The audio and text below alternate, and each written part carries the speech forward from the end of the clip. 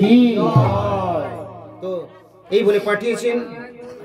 যাক, এর নাম হচ্ছে মাধব। মাধবকে নিয়ে আসলো। মাধবের পিতা মাতা তাদেরও খুব ইচ্ছা, তার মাও তো একাদশী করে, আর ঠাকুমা তো গুরুপাদ পদ্মের শ্রীচরণাশ্রিতা। যে যা চায় সে তা পায়, তবে অনেক সময় সাথে সাথে না পেলে ধৈর্য ধরতে হয়। এই জন্য ধৈর্য না ধরলে কৃপাটা আসবে, গিয়ে ফিরে চলে যাবে। একজন ভিখিরি এসেছে। কৃপা ভিক্ষা, কৃপা প্রতীক্ষা, কৃপা সংরক্ষণ, তিনটে জিনিস আছে। ভিখিরি কি করে? ভিক্ষা চায়। ভিক্ষা চাওয়ার পরে আজকাল তো সব মডার্ন ভিক্ষা, কেউ কেউ বলবে মোবাইল টোবাইল অনলাইনে দিয়ে দিলেই ভালো হয়। যাই হোক, ভিক্ষাদের এখন তাদেরও সব পাল্টেছে। তো বেশি ধৈর্য টর্য নেই, অনেকক্ষণ বেরিয়ে গেলে অনেক ইনকাম তো ঠিক। এরপরে কই দেবে তো দাও, দেখলো না দেরি হচ্ছে, বেরিয়ে চলে গেল। মালিক যখন ভিক্ষা দিতে আসছে দেখলো ভিখারি নেই, চলে গেছে। পারমার্থিক ক্ষেত্রে আমাদের বলছেন, তুমি এখানে মালিক তো দিতেও পারে, নাও দিতে পারে, বৈকুণ্ঠের ভিক্ষা ফেল করবে না। যে ভগবানের কাছে চাইবে ভগবান দেবেনি। তাই প্রথম তোমার কাজ হচ্ছে কৃপা ভিক্ষা। হে প্রভু আমার কৃপা করো। এরপরে তোমাকে ভিখারির মতো দাঁড়িয়ে থাকতে হবে। এই চঞ্চল ভিখারির মতো চলে গেলে ভিক্ষা পাবে না, ধৈর্য ধরে দাঁড়িয়ে থাকতে হবে। কৃপা ভিক্ষা প্রথম, কৃপা প্রতীক্ষা হলো দ্বিতীয়। আমি কৃপা পাবো এই বিশ্বাস নিয়ে অপেক্ষা করো। তারপরে তোমার যে কৃপা প্রাপ্তি হয়ে যাবে, এরপর সেই কৃপা যে পেলে এটাকে আবার সংরক্ষণ করতে হবে। ভিখারিকে ভিক্ষা দিল 10, 20, 50, 100, 200, গিয়ে এসে মদ ঢেলে দিল বা কিছু, তাহলে তো তাকে সংরক্ষণ করতে হবে। এইরকম পারমার্থিক ক্ষেত্রে যে আমরা কৃপা চাচ্ছি, ভগবান কৃপা করুণা করছেন আমাকে তোমাকে, যে যেমন চেয়েছে করবেন, এটাকে আবার ঠিক সংরক্ষণ করে রাখতে হবে। ধরো আমি হয়তো রাধারানীর অশ্রুবর্ষণ দেখলাম, বা আমি হয়তো মধুবর্ষণ দেখলাম, এরপরে তুমি আরো 5 জন আমাকে বলতে শুরু করলে, জানো তো এইগুলো বোধহয় সব মিথ্যা।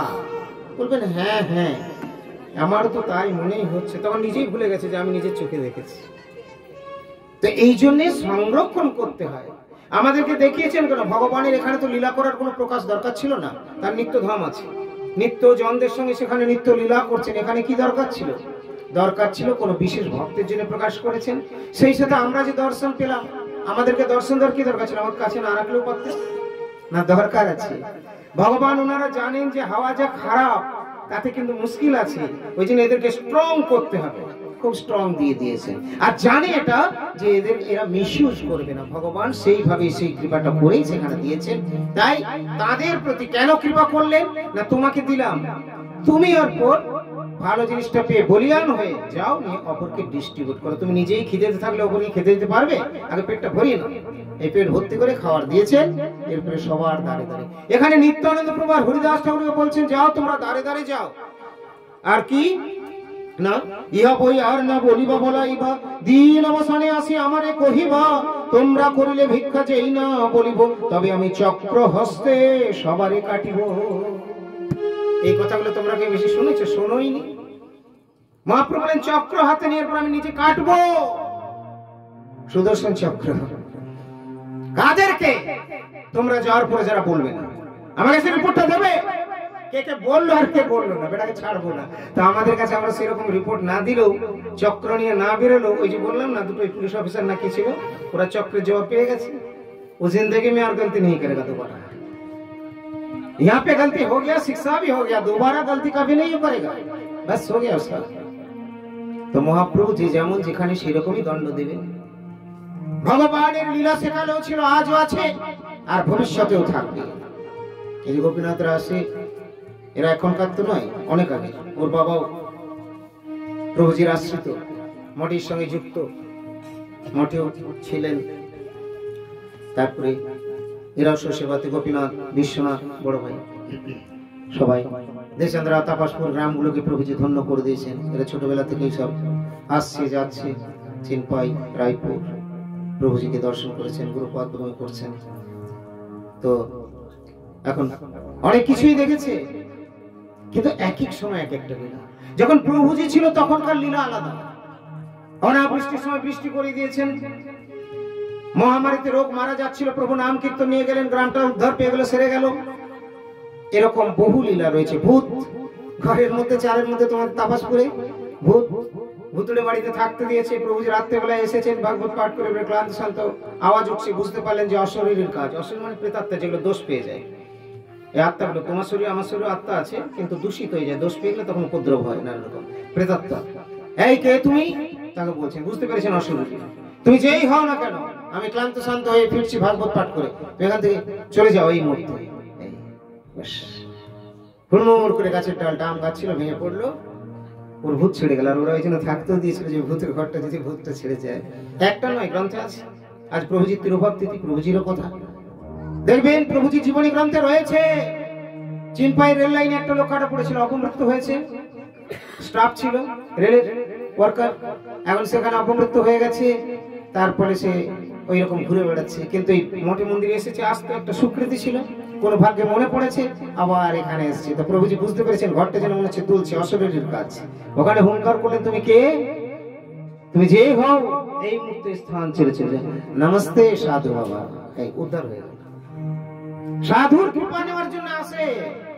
প্রকৃত সাধুর কাছে মরাটাকেও জানতো, প্রেতাত্মা হয়ে গেছে, উদ্ধার হচ্ছে না, হবে সাধুর কৃপা পেলে হবে। ভাগবত পাঠ শুনলে হয়। ভাগবত পাঠ চারটিখানি ব্যাপার নয়। আমরা হয়তো ভাগবত পাঠ করতে জানি না, পারি না, সেটা আলাদা জিনিস। ভাগবতের মহিমা গয়া প্রদান করে যে সমস্ত আত্মাগুলো যারা উদ্ধার পাচ্ছে না, তাদের জন্য প্রেত গয়া রয়েছে, গয়া দানের কথা শাস্ত্রে আছে। তাতেও যদি উদ্ধার না হয়, তাহলে শ্রীমদ ভাগবত যজ্ঞের আয়োজন নির্দেশ করেছেন ভাগবত কথায়। ভাগবত কথা চারটিখানি নয়। মানুষ ব্যবসায়িক দল, ভাড়াটিয়া ভণ্ডের দল আজকে ভাগবত কথাকে লঘু করে দিয়েছে। যদি হরিদাস ঠাকুর নিত্যানন্দ প্রভু যে কথা কীর্তন করতে চেয়েছেন, বলতে চেয়েছেন, সেই শুদ্ধ হরিনাম, হরিভক্তি, ভাগবতের কথা যদি আমাদের আস্বাদিত হয়, আলোচিত হয়, প্রচারিত হয়, শুধু আমি আপনি নই, ওই দূরে যে বাঁশটা রয়েছে, বাঁশটা উদ্ধার পেয়ে যাবে। শ্রীমদ ভাগবত কথার এতই মাহাত্ম্য রয়েছে। বাঁশটার মধ্যে একবার বাঁশের মধ্যে আশ্রয় করে প্রেত সে বাঁশকে আশ্রয় করেছিল। ওই ধুন্ধুকার উপাখ্যান শ্রীমদ ভাগবত মাহাত্ম্যের কথা পরিবেশিত হয়েছে। একসঙ্গে ছোটতে দু ভাই ছিল, বড়তে এক ভাই সাধু। ছোট থেকে যে সাধু ছিল সে বড়তে সাধুই হয়েছে, আর ছোট থেকে যে একটু খারাপ, প্রচন্ড খারাপ ছিল, দৌরাত্মপনা করতো খুবই, সে তার অপমৃত্যু হয়, প্রেতজনী লাভ করে। এরপরে সেই পূর্বাশ্রমে যখন দু ভাই বড় হয়ে এখন সাধু ঘুরতে ফিরতে নিজের পূর্বাশ্রমের ওখানেই পৌঁছেছে। নিজের ঘর বাড়ি আর চিনতে পারে। 20 বছর, 30 বছর, 50 বছর পর কি চিনবে? সব পথ ঘাট, গাছ গাছরা এদিক ওদিক চেঞ্জ, পরিবর্তন। আর সেখানের থেকে তখন বুঝতে পারছি, এই দেখছেন তিনি ইষ্ট চিন্তা করছেন, হঠাৎ বলছেন, ভাই আমাকে বাঁচাও। এই কে আমাকে বাঁচাও? কে তুমি? ভাই আমি তোমারই তো ভাই। ধুন্ধকারের উপাখ্যানে এই ঘটনাটা গোকর্ণ রয়েছেন, গোকর্ণকে বলছে, আমি তোমারই ভাই, আমি এই সমস্ত বৃত্তান্ত বলবো। তখন তুমি এই কথা শুনুনি, তোমার এই ভুলের জন্য এই কার্য হয়েছে। আমি কুয়োতে পড়ে এখানে ফেলে দিয়েছিলাম, মাকেও মেরে ফেলেছে, অন্যান্যদেরকে মেরেছে, তারপর নিজের অপমৃত্যু হয়, নিয়ে আজকে এই অবস্থা। আমি অশরীরী, আমাকে তুমি উদ্ধার করে, খুব কষ্ট পাচ্ছি। এই কি করে উদ্ধার হবে? তখন ব্রাহ্মণ পণ্ডিতদের কাছে পরামর্শ নিলেন গোকর্ণ। তো তারা আবার বলছেন যে মহারাজ আপনি এইভাবে এরকম কথা করেন। সর্বশেষ কথাটা বলে দিয়ে বললেন শ্রীমদ ভাগবত কথা শ্রবণ করেন।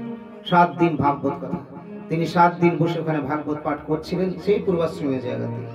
আর সেইখানে এসে সেই অশরীরী তার পূর্ব ইতিজিটি ভাই পূর্বাশ্রমে পরিচয় দিল, অশরীরী এসে সেখানে তারপরে প্রত্যেকদিন ভাগবত পাঠ হয়। আর ওই 7টা পাপ ছিল, একটা পাপ ছেড়ে গেল, ফট ফট শেষে আওয়াজ উঠত। দ্বিতীয় দিনে 2টো, তৃতীয় দিনে 3। এই তারপরে অনেক শ্রোতাও এসে থাকতো, শ্রবণ করতো। শেষে 4, 5, 6, 7 নম্বর পাপটা বাসটা দুখান হয়ে গেল, খান, এবং সে বেরিয়ে গেল, সে উদ্ধার পেয়ে গেল। এইভাবে শ্রীমদ ভাগবত কথার মাহাত্ম্য রয়েছে। ভাগবত কথা শ্রবণ কীর্তন 4টিখানি জিনিস নয়, এটা অনেক গুরুত্বপূর্ণ। মহাপ্রভু নিত্যানন্দ প্রভুকে দায়িত্ব দিলেন, হরিদাস ঠাকুরকে দায়িত্ব দিলেন, ওহে ঘরে বসে থাকা হবে না, বাইরে বেরোতে হবে। ঘরেই তো বসে থাকতে পারতেন, বাইরে বেরোতে হবে, যাও। আজকাল অনলাইন সার্ভিস, লোকে সবজি টবজি কাপড় টাপড় বেশি বাইরে গিয়ে তাও কিনছেন না, ফোন টিভি দিচ্ছেন, বাড়িতে চলে আসছে।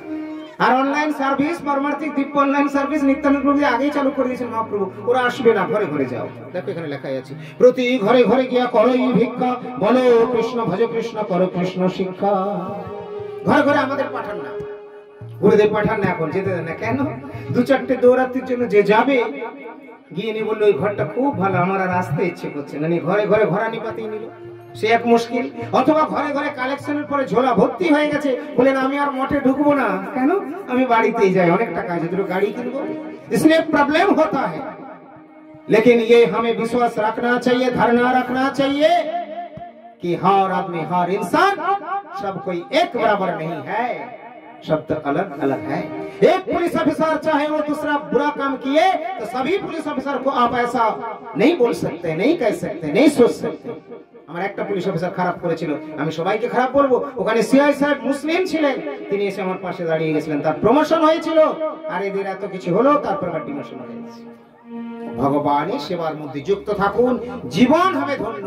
ভগবান ছিলেন, আছেন, থাকবেন। আর যারা মহাপ্রভুর কথা শুনবে, মহাপ্রভু বলছেন আমি তাদের হয়ে আছি, চিন্তার কিছু নেই, তোমরা যাও। ইহা বই আর না বলিবা বলাইবা দিবা অবসানে আসি আমারই কইবা। লোকের বাড়ি যাবে, লোকের গল্প করে কাটিয়ে দিও না। গুরুদেব আমাদের নিষেধ করেন বেশি পাঠে কীর্তনে যেতে। আমার গুরুদেব বেশি চান না, কেন জানেন তো? ওই নিজেরাই ঝোলা বেঁধে এসে শুরু করবে বাড়িতে, ওই হয়ে যাবে, লাভের লাভ, আর কিছু হবে না। নিজেরাই যা পুনামি টুনামি পাবে, ঝোলা টোলা বাঁধবে, নিয়ে প্রচার করছি প্রচার করছি। আরে প্রচার আগে আচরণ করো। গুরুর সঙ্গে সম্পর্ক নাই, বৈষ্ণবের সঙ্গে সম্পর্ক নাই, গুরু বৈষ্ণব কিছু হলো না, আমরা হয়ে গেলাম প্রচার। কি করে হয়? আমার পরম গুরুদেব ভাগবত গোস্বামী ঠাকুর সেখানে যখন তিনি এসেছেন প্রভুপাদের অপ্রকটের পরে, তিনি চলে আসার পর এখনো তার কৃপা নির্দেশ অনুসারে গুরুপাদ পদ্ম সেখানে সেই সেবানুকূল্য প্রেরণ করে থাকেন। প্রভুজি যে মঠে, প্রভুপাদের আবির্ভাব যেখানে, সেই স্থান। কেননা প্রভুজির প্রভুপাদ সেইভাবে তখন থেকে সেবা প্রভুজিও প্রেরণ করতেন, প্রদান করতেন। আজ তাই সব আমরা প্রচারে চলে যাচ্ছি, প্রচার করব। গুরু সেবাটা করেছো, করো না, সব যা পাবে আত্মসাৎ করে নেবে। মানুষ এখন এই দিকে দৃষ্টি দিচ্ছে, এই জন্য প্রচারে খুব উৎসাহ, চলো চলো চলো প্রচার করি, প্রচার করলে কিছু ইনকাম হবে। কিন্তু এখানে কি বললেন? এখানে না, তোমরা কৃষ্ণ নামের প্রচার, কৃষ্ণ নাম দেওয়া নেওয়া, শ্রবণ করো, কীর্তন করো, লোককে বলো। এর বিপরীত যদি হয়, কেউ যদি হরিনাম করতে না চায়, আমাদের বলবে, আমি তার ব্যবস্থা নেবো। তবে আমি চক্র হস্তে কাটিব সবাই। আজ্ঞা শুনে হাসে সব ভক্ত বৈষ্ণব, তারা সবাই হাসছে মহাপ্রভুর কথা শুনে, আদেশটা শুনে, কিন্তু গুরুত্ব দিয়েছে। হেন আজ্ঞা যাহা নিত্যানন্দ শিরে বহে, ইতে অপ্রীতি যার সে সুবুদ্ধি নহে। নিত্যানন্দ হরিদাস ঠাকুর প্রতি যাদের আদর প্রীতি নেই, তারা সুবুদ্ধি নয়। আজ্ঞা শিরে করি নিত্যানন্দ হরিদাস, ততক্ষণে চলিলে পথে আসিহা। আজ্ঞা পাই দুইজনে বলে ঘরে ঘরে, বলো কৃষ্ণ গাও কৃষ্ণ, ভজ হো কৃষ্ণ। সবাইকে বলছেন তোমরা বলো বলো কৃষ্ণ। মহাপ্রভুর আদেশটা পেয়ে দুজনে হাসতে হাসতে আসছে, খুব খুব আনন্দ। হরিদাস আর নিত্যানন্দ প্রভু।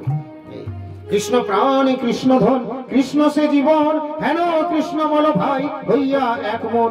এই মতো নদিয়ায় প্রতি ঘরে ঘরে, বলিয়া বেড়ান দুই জগত ঈশ্বরে। দুহান সন্ন্যাসী বেশ যান ঘরে ঘরে, আছে বেঁচে আসি ভিক্ষা নিমন্ত্রণ করে। নিত্যানন্দ হরিদাস বলে এই ভিক্ষা, বলো কৃষ্ণ ভজ কৃষ্ণ করো কৃষ্ণ শিক্ষা। এই বল বলি দুইজন চলেই যায়, সেই জন সুজন সে বড় সুখ পায়। এই কথা বলছে, সেই জন সুখ পাচ্ছে যে সুজন, তার ভালো লাগছে। সবার ভালো লাগবে না। এই দেখো না, আমাদের ভক্তরা এসেছিল, সব পরিষ্কার পরিচ্ছন্ন করে দিয়ে গেল। হেতমপুরে বনভোজন আসছে, আর গ্রামের লোকগুলোরই খুব একটা দেখা নেই। প্রদীপের আলোটা দূরে পড়ে, কাছের তলাতে অন্ধকার, তোমাদের দেখা খুব একটা পাইনি। ওরা এসে করে দিয়ে চলে গেল টানা। একবার দিন নেই রাত নেই বলে পরিশ্রম, কঠোর পরিশ্রম। তোমাদের 1 বছর লেগে যাবে এই কাজটা করতে, সব ভক্তগুলো দিয়ে 1 বছর লাগিয়ে দেবে তোমরা, করে দিয়ে চলে গেল। ওরাও করে দিবে দীক্ষিত, তোমরাও দীক্ষিত। কিন্তু ওরা মনীষ মাইন্দের মধ্যে খেটে দিয়ে গেল। কিন্তু তোমরা এসে তাদেরকে সবাইকে দেখতেও পারিনি যে আমার গুরু ভাইরা এসেছে। গুরুদেবের কৃপা আকর্ষণে করেছে। আমরা মনে করছি বোধহয় আমরা জমিদার, ম্যানেজার, আমরা চাকর বাকর এসেছি, এই ভাবনা নিয়ে আপনারা গেছেন। এগুলো বৈষ্ণব অপরাধ। তারা কেউ আপনার আমার বাপের চাকর না, তারা ভগবানের চাকর। তাদের সেই ফিলিংস রয়েছে। তাই আপনার মতো বাবু ভাইয়া ধূপগ্রস্ত জমিদার সাজেনি, তাই গুরুগৃহে এসে ঝাড়ুদার বলে গেছে। আপনার আমার ফিলিংস নেই। হয়তো আপনারা আমার কাছে থাকতে পারেন, মনে অনেক ভক্তিও দেখাতে পারেন, জয় মহারাজ করতে পারেন, কিন্তু আপনাদের সেই ফিলিংস নেই যে গুরুগৃহটা কি জিনিস। সেই ফিলিংস আছে বলে তারা এসে সেখানে ঝাড়ু দিয়ে কাজ করেছে। ভক্তিবিনোদ ঠাকুর নিজে ঝাড়ু দিতেন মন্দিরে, আপনাদের গায়ে লেগে যাচ্ছে। একদিন 2 দিন আপনারা করতে পারছেন না। অত বড় কাজ পরিষ্কার পরিচ্ছন্ন করে দিয়ে গেছেন। তারপরেও আবার আছে, আবার আসবে উৎসবের প্রাককালে। ইতিমধ্যে আমি অবশ্য বলে দিয়েছি আগামীকাল ভক্তরা যারা দিয়ে পরিষ্কার পরিচ্ছন্ন করে থাকে তারা কালকে ঝাড়ু সেবা দিয়ে আবার পরিষ্কার করবে। অন্যান্য সেবার দায়িত্ব অন্যান্য লোকজন রয়েছে। সামনের বুধবার দিন হচ্ছে আমাদের উৎসব, হেতমপুর শ্রী গৌরাঙ্গ মঠে বনভোজন উৎসব। কেবল দীক্ষিত ভক্তবৃন্দই নয়, যারা অদীক্ষিত হয়ে আছেন, মঠের হিতৈষী, মঠকে ভালোবাসেন, মঠের প্রতি শ্রদ্ধাশীল, মঠের প্রতি প্রীতিবিশিষ্ট, তারা আসবেন। তাদের সকলের আমন্ত্রণ থাকলো। একটা একটা করে আমন্ত্রণ করা সবার সম্ভব নয়, তারা সবাই আসবে, এখানে আমন্ত্রণ করবে। আর যাদের মঠের প্রতি আমাদের প্রতি প্রীতি নেই তারা কি আসবে না? না, তারা আসবে না মানে তারাও আসতে পারে, কিন্তু আমি বলবো তাদের না আসাই ভালো। কেন সামনে এলে যদি ওর প্রীতি না থাকে তাহলে তো অপরাধ হবে। মহাপ্রভুর কাছে এসে যদি মহাপ্রভু ভালো না লাগে তাহলে অপরাধ হয়ে যাবে, তাহলে না আসাই ভালো। প্রসাদকে যারা প্রসাদ বুদ্ধি করতে পারবেন তাদের ভালো লাগবে।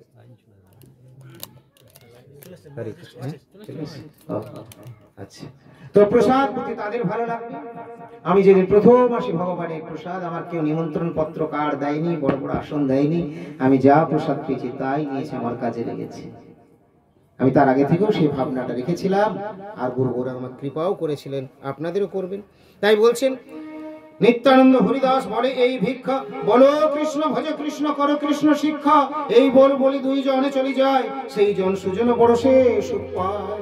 এই সুখ পায় কথাটা বলতেই মনে পড়ে গেল। সবারই সুখ নাও হতে পারে, তার জন্য এই হেতমপুরের এত বড় কথাগুলো মনে আসলো। প্রসঙ্গটা হচ্ছে সুগুনপুরের আমাদের গুরুপাদ পদ্মের আশ্রিত ভক্ত রয়েছেন ষষ্ঠীধর বাবু, ওনার জামাই এসেছিলেন, নাম হচ্ছে বোধহয় গোপীনাথ, ওর নাম গোপীনাথ। তো এখন ওরা নতুন একটু সব একাদশ টাকা যে যেটুকু পাচ্ছে হয়তো শুরু করেছে সামান্য কিছুই। তা আমি দেখছি গোপ রয়েছে, তা আমি বললাম যে ও সেবাগুলো করছে, রন্ধন সব নিত। আমি বললাম যে একটু তো পরিষ্কার হয়ে গেলে ভালো হয়। তখন বলছে আরেকজন আছে শিশির বাবু, শিশির বলছে যে ও মহারাজ হবে আসতে। তেমন না, মহারাজকে না বুঝিয়ে, মহারাজ তো সবই বোঝেন, তোমাদের বোঝা উচিত যে আমি কথাটা বলে দিয়েছি। ব্যাস ওনার কানে ঢুকে গেছে, উনি আর সময় নেননি। তারপরে এসে আমাকে প্রণাম করে গেছে, মহারাজ আমি সব পরিষ্কার করে দিয়েছি, এই রাক্ষদের মতো সব পরিষ্কার করে দিয়েছি। এইরকম আমার তো অতটা ইয়ে ছিল না মহারাজ। তার চোখে জল, বলেন আমি সারা জীবন এইভাবে রিয়ালি। তা দেখুন এই যে শিক্ষা, এখানে পয়েন্টটা বলতে গিয়ে কেন মনে আসলো, এক একটা পয়েন্ট এক একটা শিক্ষার সঙ্গে শাস্ত্রের সঙ্গে যখন আচরণ মিলে যায়। কি বললেন? যে হয় সুজন সে বড় সুখ পায়। আমার কথাটা শুনে সবাই গ্রহণ নাও করতে পারে, কিন্তু সে সুজন তার ভিতরে স্পর্শ করে গেল। বলেন আমি সেবাটা করছি, আমি রন্ধন সেবা করছি, আমার এটা থাকলে তাহলে ঠিক মতো যা কোথাও একটু দাগ কেটেছে পরিষ্কার করে দেবে। আমি বললাম মহাপ্রভুর লোক হবে গৌর সুন্দর পরিষ্কার। তোমরা আমরা অবশ্য কার্তিক ব্রতের সময় রাখি, পুরোটাই থাকে কার্তিক ব্রত, কিন্তু এই শুনে এটা নিয়ে করছিলেন উনি, কিন্তু পরিষ্কার হয়ে গেলেন। শিক্ষাটা নিয়ে যেত নিতে পারবে, সেটাই হলো কাজ।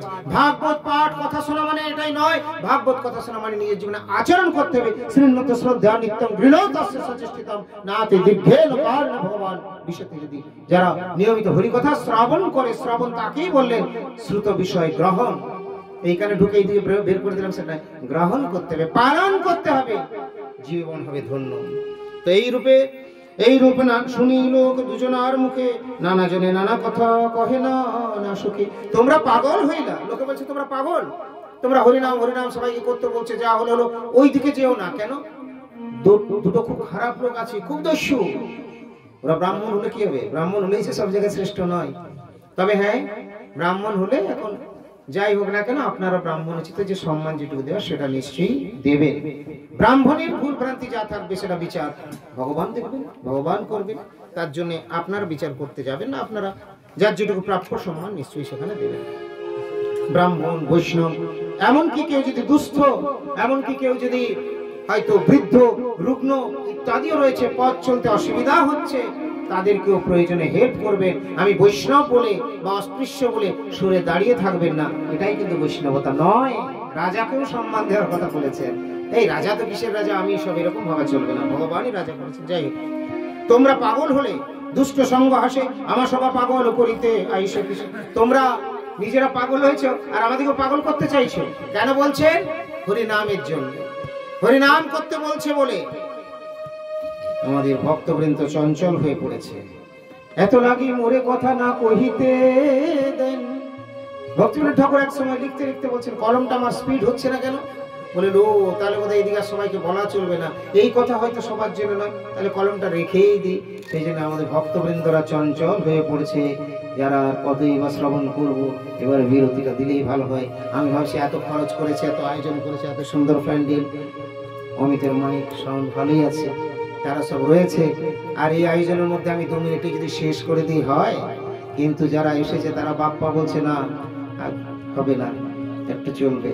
এখন আপনারাও সব শুনতে চাইছেন, কিন্তু আবার তো সব তারাও তো ভাববে মহারাজ কখন কখন হচ্ছে। তো যাই হোক, যেটুকু আসছে এখন দেখি কথাটা প্রসঙ্গটা তো শেষ করি। বলছেন তোমরা পাগল হলে, কেন পাগল হলে? বলছে না, হরিনাম করতে বলেছে বলে।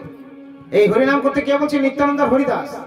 ওদেরকে বলছে তোমরা কি পাগল হয়েছে নাকি? আমাদেরকে পাগল করতেছে? যাও যাও। খারাপ লোকরা বলছে, ভালো লোকরা শুনে আনন্দ পাচ্ছে। ব্যাস, ভব্য সভ্য লোক সব হইল পাগল, নিমাই পণ্ডিত নষ্ট করিল সকল। সমালোচকরা কি বলছে? নিমাই পণ্ডিত খুব নষ্ট করে দিল। নিমাই পণ্ডিত নষ্ট করলো, ভালো ভালো লোকগুলোকে দলে টেনে নিয়েছে, দিয়ে সবাইকে নিয়ে এই সমস্ত করছে। যেগুলা চৈতন্য নিত্যে না পাইল দ্বার, তারা বাড়ি গেল মাত্র বলে মার মার। কেহ বলে এ দুজন কিবা চোর চর, ছল করি চর্চিয়া বুলে ঘর ঘর। এমত প্রকটকে আনে করিবে সুজনে, আর বার আসি যে লইব দেয়ানি। শুনি শুনি নিত্যানন্দ হরিদাস আসে, চৈতন্যের আজ্ঞা বলে না পায় তোরা আসে। খারাপ লোকের সঙ্গে দেখা হচ্ছে, কিন্তু মহাপ্রভুর আজ্ঞা বলে, মহাপ্রভুর কৃপায় তারা ভয় পাচ্ছেন না। কেন না? কৃপা আছে মহাপ্রভুর। সেরকম যাদের প্রতি ভগবানের কৃপা থাকে তারা ভয় পাবে না। ভগবানের কৃপা থাকলে আবার ভয় কেন পাবে? ভগবানের সঙ্গে কানেকশন থাকলে আবার চিন্তা কেন করবে? হেতমপুরের বনভোজন উৎসব হচ্ছিল, সে বছর গুরুদেব এসেছিলেন, আর বৃষ্টি টিপটাপ করে শুরু হয়েছে। আর গুরুদেবকে ভেতরে আমরা প্রসাদ দিয়েছি, পাশেই ভগবানের মন্দিরের মতো করা হয়, তার পাশে গুরুদেব রয়েছেন, একটু আড়াল করে বনের মধ্যেই দেওয়া হয়েছে। ব্যাস, তখন তো এই পুকুরগুলো কাটা হয়নি, ওই দিকটা তো হচ্ছিল। তো এরপরে বৃষ্টি হতে শুরু হচ্ছে। পরিচালক মহারাজ বলছে, তখন কাজল প্রভু বলছে, মহারাজ বৃষ্টি করতে শুরু হচ্ছে, মানে গুরুদেবকে নিয়ে যেতে হবে, তাহলে বৃষ্টি এসে যাচ্ছে। আর আমার ইচ্ছে যে এখানে আমি দেখলাম গুরুদেব থাকলে, তো আমি গুরুদেব তো বৃষ্টি তো আসছে, তাহলে কি করব? আপনি কি ভেতরে গিয়ে প্রসাদ পাবেন? না গুরুদেব, মানে আমরা, তোমরা কি চাচ্ছ এরকমই ভাব।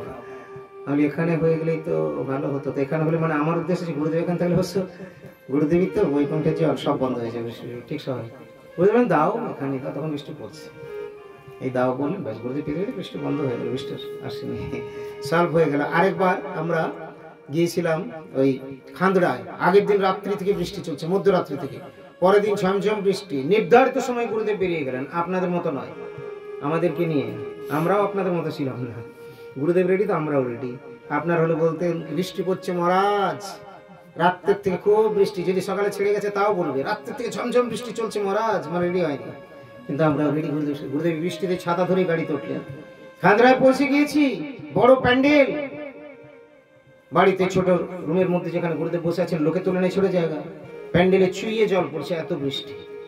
আর গৃহকর্তা খুব চিন্তায় পড়ে গেছেন। আর গুরুদেব পাঠ করতে করতে ইঙ্গিতে হুঙ্কার দিলেন, হঠাৎ করে হরিকথা, পাঠ নয় হরিকথা এমনি ঘরোয়া বলছেন, যেটা ব্যাস মঞ্চে বসেননি, ঘরোয়া বলতে বলতে হঠাৎ করেন, এই আমি মানে অনেকগুলো কথা বলেছিলেন, আমার মনে আছে, ওটাই হিট করেছে, আমি কি বাঁধন নাচাতে এসেছি, আরো কিছু কথা মানে বুঝিয়ে দিলেন। এরপরে যার বাড়িতে হবে সে আমাকে জিজ্ঞেস করছে, তখন আমি সাদা কাপড়ে, প্রভু তো কি করবো, গুরুদেবের পাঠ কোথায় হবে? বলে কেন, গুরুদেবের হুঙ্কারে বুঝতে পারলেন না যে আমাকে প্রভু নিয়ে এসছেন, মানে আমি বৈকুণ্ঠের লোক, আমার প্রভু আছে, চিন্তার কি আছে? আমি কি বাঁধন আছেন, মানে আমি ভেলকি দেখে খেলা দেখে পয়সা রোজগার করার জিনিস? আমার কি কিছুই নেই, আমার প্রভু নেই? মানে তোমরা নিশ্চিন্ত মনে আয়োজন করো, আমি আছি। এক্সপ্লেনটা আমি করে দিলাম আমাকে গুরুদেবের এই সেন্টেন্স নিয়ে। তিনি বলেন তাহলে আমরা ওখানেই করুন, এই যেখানে জল পড়ছিল চুই একবারে, সেখানে আয়োজন করলেন। গুরুদেব ঠিক যার মূর্তি গিয়ে পুরোপুরি একবারে পুরো বৃষ্টি বন্ধ হয়ে গেল। তিনি হচ্ছেন ব্রজাগত মহাজন। আমরা সামান্য, তবে সামান্য হলেও রাস্তার লোক দেখছি একটু বেশি, কেননা বাবুর কুকুরের চেহারাটা একটু ভালোই হয়। দুটো কুকুর আছে না, বন্ধু জিজ্ঞেস করছে তুই এত হৃষ্টপুষ্ট কেন হলে? আমি বাবুর বাড়িতে খাই, খুব ভালো ভালো খাবার, তা আমরা বাবুর বাড়ির করবো, ল্যাজ নাড়ছি, হেলদি। বলেন আরেকটা কুকুর, মানে তোমাদের মতো যদি আমার মতো কুকুর হবে। আরেকজন আসলো, বলে চল আমিও যাবো। মাছ বলতে বলছে, দাদা তোমার গলার দাগ কেন? বলে এটা বাবুর ওখানে চেনে বাঁধা থাকে। বলেন হ্যাঁ, গুরুর আনুগত্য করতে হবে, আমি চললাম। ऐसा बात है, कुकुर वो भी थे हम भी हैं, তুমি তো ঠাকুর তোমার কুকুর বলিয়া জানো মোরে। তুমি তো ঠাকুর তোমার কুকুর বলিয়া জানো মোরে।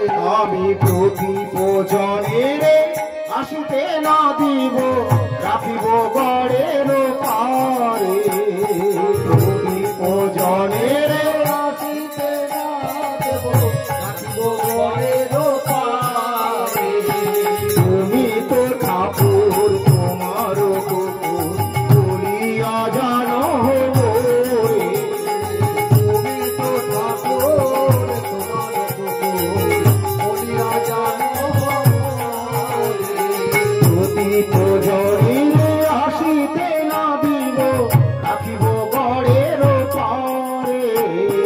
প্রতিপজনের আসিতে না দেব রাখিব গড়ের পারে। আমি রাখিব গড়ের পারে। আমি রাখিব গড়ের পারে। রাখিব গড়ের পারে। আমি রাখিব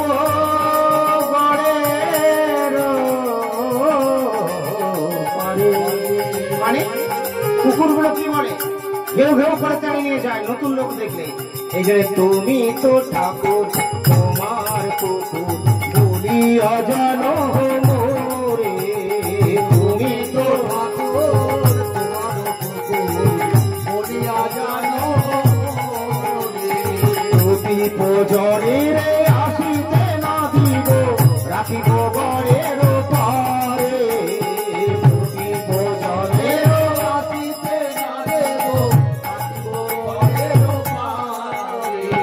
রাখিব গড়ের পারে। রাখিব গড়ের পারে। রাখিব গড়ের পারে।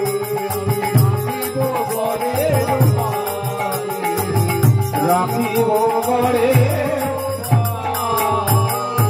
কুকুর কুকুর কি করে? দরজায় ঘেউ ঘেউ করে ছেড়ে দেয়। আমাদের রায়পুরও টাইগার আছে। ও অন্য লোক গেলেই মুশকিল। ভেতরে একটা ছাগল চলে এসেছিল কোনোভাবে, তারের বেড়াতে আছে, তাও ব্যাস হয়ে গেল, শেষ। খায়নি, ও তাড়া করেছে, ধরেছে, হাটফেল করেছে বা কিছু হবে, ওতেই শেষ। খাওয়া খাই নেই, ও তো নিরামিষ ভোজি, কিন্তু ডিউটি করেছে, ভেতরে কাউকে ঢুকতে দেবে না। তো এইরকম ভক্তিবিনোদ ঠাকুরের রচনায় গীতি। আমি কুকুর, তুমি তোমার কুকুর বলে আমাকে স্বীকার করো না, বাঁধলে কি করবে? আমি তোমার প্রহরী হব, তোমার প্রহরী হয়ে যাব। প্রতিপজনেরে আসিতে না দেব। প্রতিপ যারা বিপক্ষে, বিরোধী, যারা পাষণ্ডী, যারা এখানে ক্ষতি করতে আসবে হরিগুরু বৈষ্ণব মাঠ মন্দির, তাদেরকে আমি আসতে দেবো না। ঘেউ ঘেউ করে তেড়ে দেবো, দরকার হলে ঝাঁপিয়ে পড়বো। সেই রকম কুকুর বলে আমাকে স্বীকার করে না। প্রভু আমাকে স্বীকার করেছেন, আমি ঝাঁপিয়েও পড়েছি। আমি ঝাঁপিয়ে পড়তে রাজি পড়েছি, এখন আর ঝাঁপাতে হয় না, এখন ঘেউ করে দিলেই চলে যায়। তবে আগে আগে ঝাঁপাতে হয়েছে, আচরণ দিতে, সবই করতে হয়েছে। কারণ সব প্রভুই ব্যবস্থা করেন, আমরা প্রভুর প্রহরী হব। ভক্তিবিনোদ ঠাকুর যিনি ডেপুটি ম্যাজিস্ট্রেট ছিলেন, তার এই বিরচিত গীতি। নিজেকে প্রভুর উচ্ছিষ্ট ভোজী কুকুর জানতে হবে। প্রতিদিন প্রভু সেবন করে যে উচ্ছিষ্ট রেখে দেবে, আমি সেই উচ্ছিষ্ট ভোজী হয়ে নিজের শরীর আমি পালন করব, শরীর ধারণ করব। এইভাবে আমাদের যদি হয়, তাই বলছেন এই মতো প্রকট কেন করেন করিবে সুজনে। আর এবারে আসি যদি লই বেদে আনি, শুনি শুনি নিত্যানন্দ হরিদাস আসে চৈতন্যের আজ্ঞা বলে, না পায় তোরা আসে। এই মতো ঘরে ঘরে বলিয়া বলিয়া প্রতিদিন বিশ্বম্ভর স্থানে কহিগে। প্রত্যেকদিন ঘুরে ঘুরে সব রিপোর্টটা দেয়, কোথায় কি হলো না হলো। এই একদিন পথে দেখে দুই মাতোয়াল মহাদস্যু প্রায় দুই মদ্যপ বিশাল। প্রথমে খুচরো গুলো গোনাগুনি বলে না, তো এদিক ওদিকে গিয়েছে, দু একটা পাশে নিজের হালকা হালকা, তারা বলে তোমাদের আর খেয়ে দিয়ে কাজ নেই, নিজেরাও পাগল হয়েছে আর আমাদেরকে পাগল করতে এসে, রাখো রাখো হরিনাম টরিনাম। আর ভালো লোকরা তারা গ্রহণ করে, এরকমই চলতে থাকে। মহাপ্রভুকে রিপোর্ট দেয়, বলেন ঠিক আছে ঠিক আছে চলো। এখন সেরকম কিছু হয়নি। এরপরে আজকের দিনে কি হয়েছে, একদিন পথে দেখে দুই মাতোয়াল মহাদস্যু প্রায় দুই মদ্যপ বিশাল। সেই দুই জনের কথা কহিতে অপার, তারা নাহি কবে করে হেন পাপ নাহি আর। ব্রাহ্মণ হইয়া মধ্য গোমাংস ভক্ষণ। দেখো ব্রাহ্মণরা যেন আমার উপর রাগ না করে, বাবু যেটা লেখা আছে আমি পড়ছি, আর তোমরাও শুনছো বলে সব ব্রাহ্মণকে দেখলে আবার হাসাহাসি করতে শুরু করো না, আর এই কথা বলতে শুরু করো না। তোমরা ব্রাহ্মণের গার্জেন বা গাইড নও, তোমরা শিক্ষাদাতা উপদেষ্টাও নও, তোমরা তোমাদের কাজ করবে, আমি আমার কাজ করব। ব্রাহ্মণের কেন, আমি কারোই নই, আমি নিজের সংশোধন করব। আর যদি আমার চেয়ে কেউ ছোট থাকে, আমাকে যদি সেই সম্পর্কে কেউ মানে দেখে, তাকে বলবো দুটো ভালো কথা। শ্রদ্ধাহীন জনে নাম উপদেশ নিষেধ রয়েছে। আপনি দুম করে একজন ব্রাহ্মণের কাছে চলে গেলেন, বুঝলেন গো, ওই পৈতে নিয়েও কিছু হবে না, গোড়াতে তুলসী মালা রাখুন, নিয়ে উপদেশ দিতে শুরু করলেন। আপনাকে গুরুদেব এই উপদেশ দেওয়ার জন্য পাঠিয়েছেন? আপনার তার আচরণ ভালো লাগে না, আপনি নেবেন, ওর কাজ করুক, ওর উপরে ভগবান যা ঠিক করবেন। তুমি তাদেরকে জ্ঞান দিতে বেশি যেও না, নাহলে ভুল হয়ে যাবে। সেই ব্রাহ্মণের মধ্যে যেমন অনেক ত্রুটি আছে, সে যেমন সাচ্চা বা শুদ্ধ ব্রাহ্মণ নয়। আর তুমি আমি যে দীক্ষিত বৈষ্ণব হয়েছি, আমরা সাচ্চা সব রয়েছি, 16 আনা পারফেক্ট। দীক্ষিত জন হলো 16 আনা পারফেক্ট আছে, কেউ বলতে পারবেন আপনারা? আমাদের তো গলদ রয়েছে। গলদ আমাদের গুরুদেব ধরবেন, গুরু বৈষ্ণব ধরবেন, তাদেরও গুরু বৈষ্ণব না ধরে ভগবান আছেন, ভগবান ধরবেন, ছেড়ে দাও, নিজেদের কাজ করো ব্যাস। তাই বলছেন, দেয়ানে না দেয় দেখা বলায় কোটাল, মধ্য মাংস বিনা আর নাহি যায় কাল। ডেকে পাঠালো ওই কোর্ট কি কি সমস্ত, সেগুলো তো আবার এরা যায় না, কোর্ট কাছারি যা ছিল, এদিকে ডেকে পাঠালো, যেত না, কে? জগায় মাথায়। তো দুইজন পথে পড়ি ঘোড়া গড়ি যায়, যাহারে পায় সেই তাহারে কিলা। রাস্তায় পড়ে মদ খেয়ে গড়াগড়ি যাচ্ছে, কে? জগায় মাথায়। আর যদি বেশ তাগড়া ছিল, যদি রাস্তায় গিয়ে পেরিয়ে যাচ্ছে, কাউকে ধরতে পারলো, তাহলে গুম গম আবার কিল মার সবকিছুই দিত। এই আর নিশ মদ্যপের সঙ্গে রঙ্গে থাকে, নহিল বৈষ্ণব নিন্দা, এই সব পাখি মদ খেয়ে মাতাল দিন রাত্রি, লোক মারা ধরা, এটা সবই করছে। কিন্তু এদের একটা প্লাস পয়েন্ট কি ছিল? এরা বৈষ্ণব নিন্দা করে। বৈষ্ণবদের কিন্তু নিন্দা করেনি, নেশাগ্রস্ত সবাই যেন বলতে। যে সবাই বৈষ্ণবের নিন্দা মাত্র হয়, সর্বধর্ম থাকিলেও তবু হয়। যে সবাই বৈষ্ণবের নিন্দা হয়, সেখানে যেও না। বৈষ্ণব নিন্দা হয়ে গেলে সেই সবার কোনো দাম নেই। বৈষ্ণব অপরাধ বড় মারাত্মক, কিন্তু বৈষ্ণবকে সে জায়গাটা আবার জানতে হবে। তাই বলছেন, সন্ন্যাসী সভায় যদি হয় নিন্দা কর্ম, মধ্যপের সভা হইতে সে সভা অধর্ম। সন্ন্যাসীর আয়োজন হয়েছে, সন্ন্যাসীদের সভা হচ্ছে, কিন্তু ভক্ত বৈষ্ণব, দেখো ভক্ত বৈষ্ণব সবসময় চেনা যাবে না কে কেমন ভক্ত। শুধু বেশটা দেখে তো বোঝা যাবে না। বেশটা দেখে আমরা কি করি?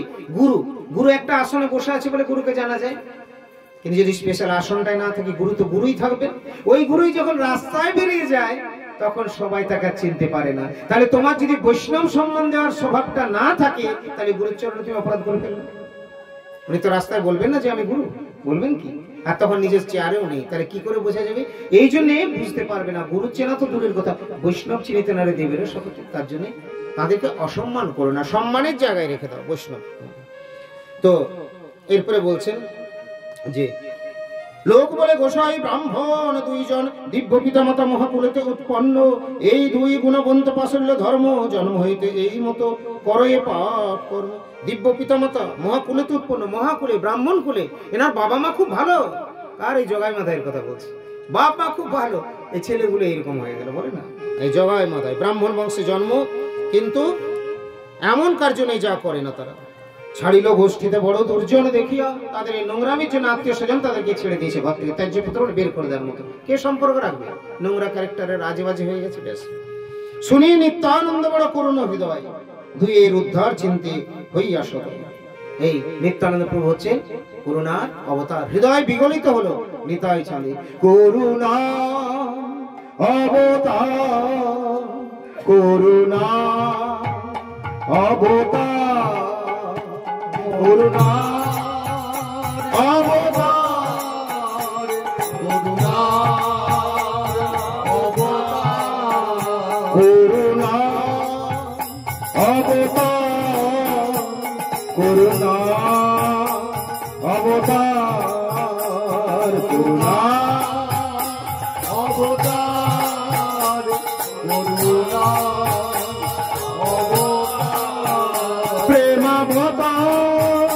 নিত্যানন্দ গৌরচন্দ্র দুই প্রভু, প্রেমাবতার নিত্যানন্দ গৌরচন্দ্র দুই প্রভু, প্রেমাবতার মহাপ্রভু, প্রেম দাতা নিতাই চাঁদ, প্রেমাবতার প্রেম দাতা নিতাই চাঁদ।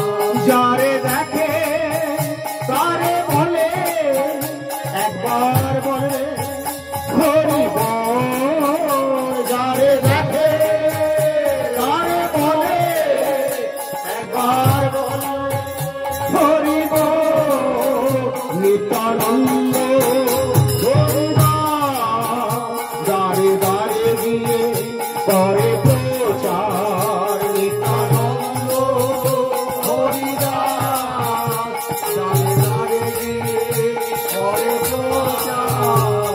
একদিন রবিনগরে দেখা হলো জগাই মাধারে, একদিন রবিনগরে দেখা হলো জগাই মাধারে। মনে ভাবিলে নিতাই চাঁদ করিব উদ্ধার এ দোহার। মনে ভাবিলে নিতাই চাঁদ করিব উদ্ধার এ দোহার। এই দুইজনে উদ্ধার করিব এত ভাবি নিত্যানন্দ যায়। এই দুইজনে উদ্ধার এত ভাবি